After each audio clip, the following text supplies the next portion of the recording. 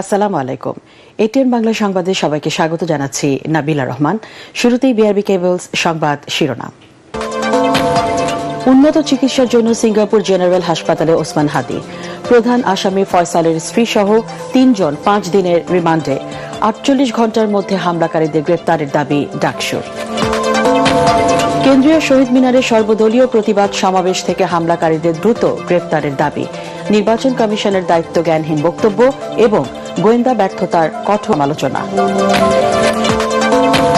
নির্বাচন বানচালের চেষ্টা চলছে, হাদির ওপর হামলা ষড়যন্ত্রের অংশ। বিজয় দিবসের আলোচনায় তারেক রহমান। নির্ধারিত সময়ে ভোট, সেই মিছিলে অংশ নেয়ার ঘোষণা। হাদির ওপর হামলা বিচ্ছিন্ন ঘটনা বলছেন প্রধান নির্বাচন কমিশনার। সিইসির বক্তব্য ভালোভাবে নেয়নি দেশবাসী। জামাতের আমির ডাক্তার শফিকুর রহমান।